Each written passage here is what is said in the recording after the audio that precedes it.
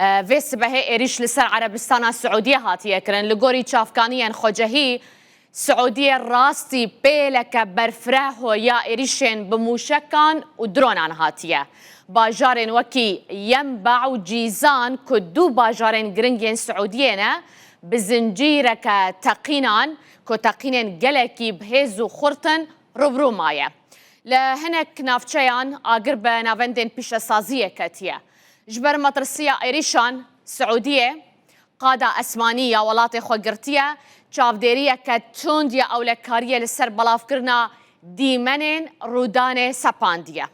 هەروەها چاوکانیان خۆجەهی بەحسا ڕوودانە چەندین تەقینێن بەهێز لە باژارێ دەمام دکەن. لە گۆری چاوکانیان خۆجەهی سەرێڤێ سبەهێ عەرەبستانە سعودیە راستی و ئێریشا دژوار هاتیە کو بە موشک و درۆنان ئێریش هاتیە کرن تێگوتن کو ji aliyê Yemenê ve ew mûşek û dron hatine avêtin. Ev demekeş xwe di navbera Hûsiyan û Siûdiyê de rewşeke aloz heye.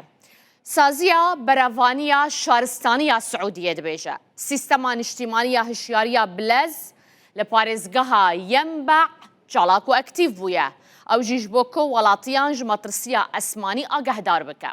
Zanyarî nîşan didin herî kêm 5 mûşek li bajarê Cîzan ketine û navçeya pîşesaziyê ya wî bajarî agir girtiye. Di dîmenan de li tenîşt min li ser ekranê Rûda wê hûn dibînin divan dîmenên ku hatine belavkirin diyar dibe ku agirekî gelekî mezin û dûmaneke zêde ji devera pîşesaziyê bilind dibe. Ji ber êrîşan kehrebe li çendîn navçeyên bajarê Cîzan qut bûye. Ji ber dijwariya van teqînan û rûdanê êrîşê desthilatdarên Siûdiyê qada esmaniya welatê xwe li pêşiya hemû geştan girtiye ev jî ji bo parastina selametiya wan firokeyan herwiha rêwiyên ku li ser esmanê wê geştê xwe dikin.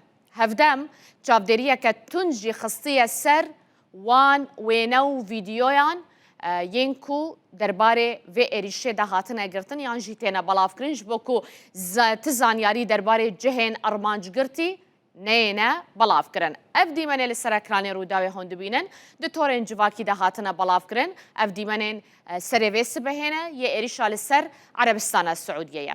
Min got ku du bajar hatine armancgirtin. Bajarê Yenbec ku yek ji mezintirîn benderên henardekirina petrolê û petrokîmyayî ye li ser deryaya Sor dikeve wate cihekî gelekî stratîjîk e ji bo Erebistana Siûdiyê. Herwiha parzûngeh û komeleyên pêşesaziyê yên stratîjîk jî li vî bajarî hene.